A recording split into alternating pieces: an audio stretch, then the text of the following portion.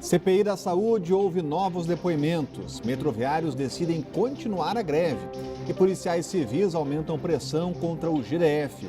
Insegurança no Guará. Em uma semana foram registrados pelo menos 2 roubos com restrição de liberdade. E o presidente Michel Temer se reúne hoje à tarde com a equipe econômica e os presidentes do Senado e da Câmara. Os fatos da política, do DF e do entorno que você confere a partir de agora no Band Cidade, primeira edição.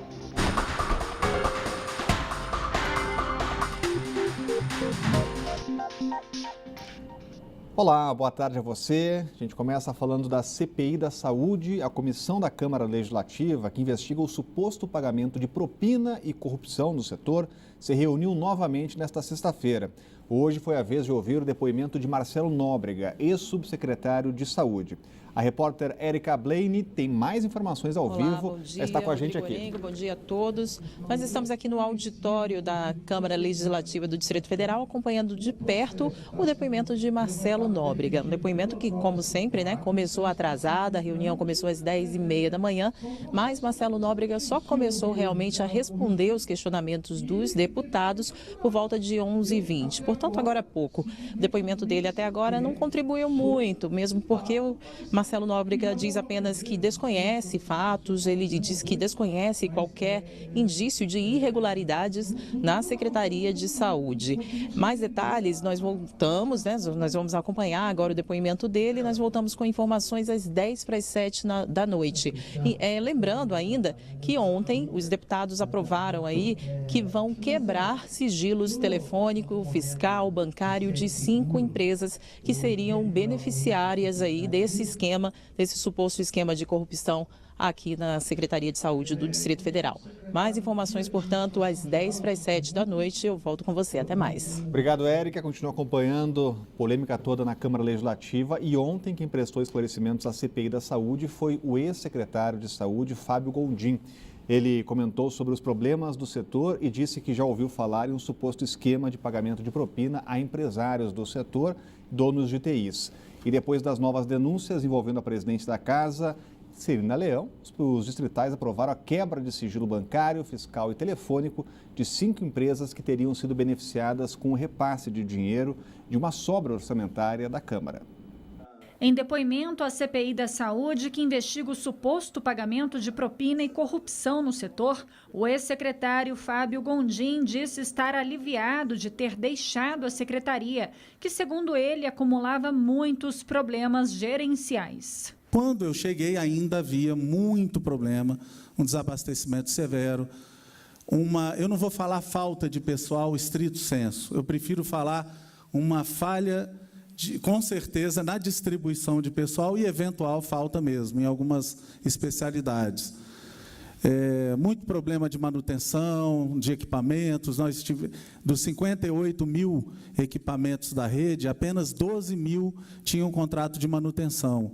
A sessão que ouviu Gondim começou com atraso, isso porque os 24 deputados foram convocados de última hora pela presidente da casa, Celina Leão, do PPS, para que ela pudesse prestar esclarecimentos aos distritais sobre as gravações divulgadas pela deputada Liliane Roriz. Na opinião de Celina, as gravações não passam de armação. É uma mentirosa quanto mais.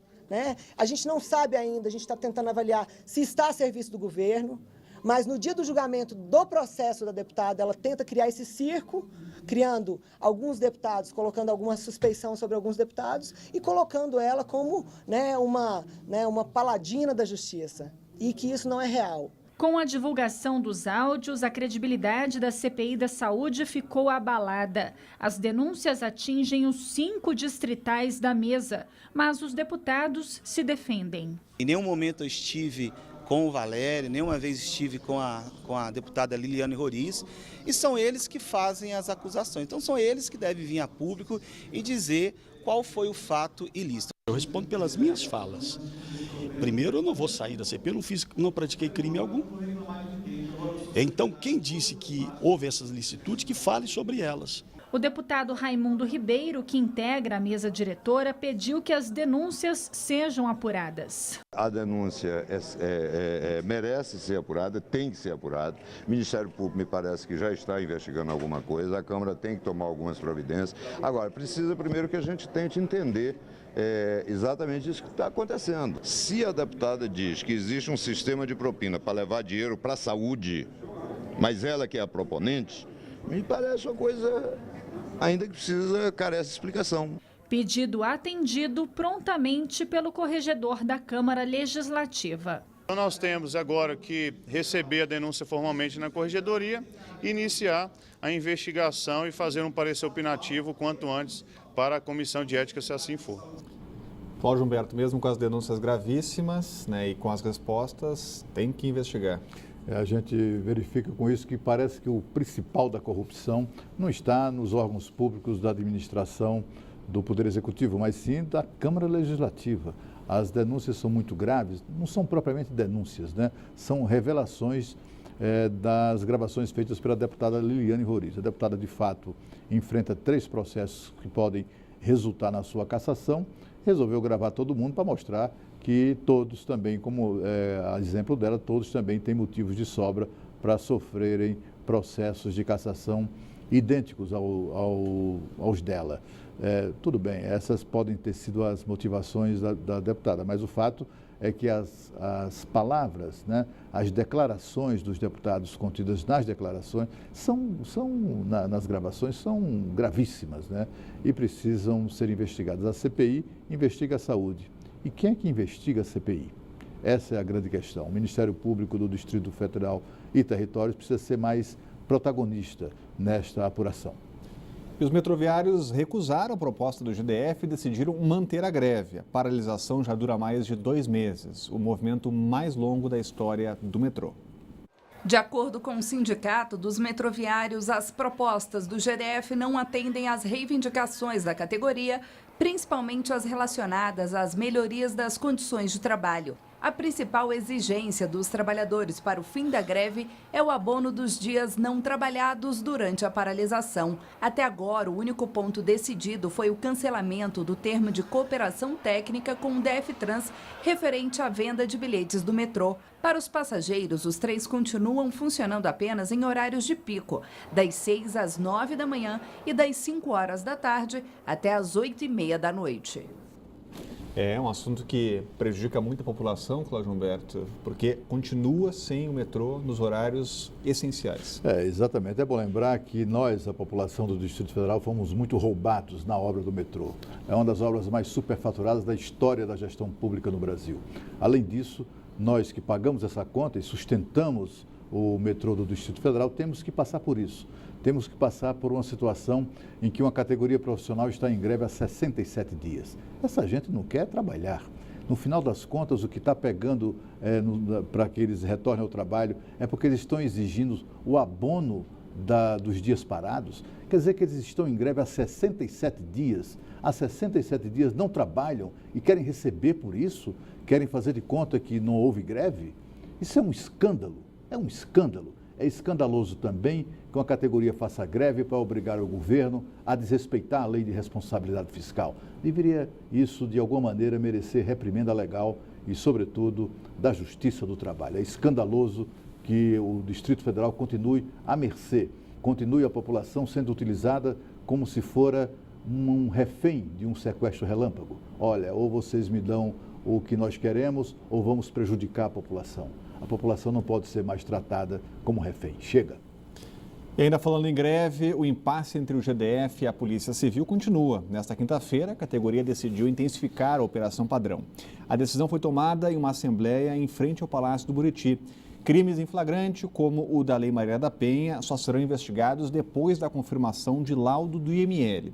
E corpos com morte natural serão recolhidos apenas pela Secretaria de Saúde. A categoria decidiu ainda retirar de circulação cerca de 300 carros sem condições de uso. Os policiais civis querem que o governo publique imediatamente as exonerações. Pelo menos 85% dos cargos de chefia foram entregues como forma de protesto.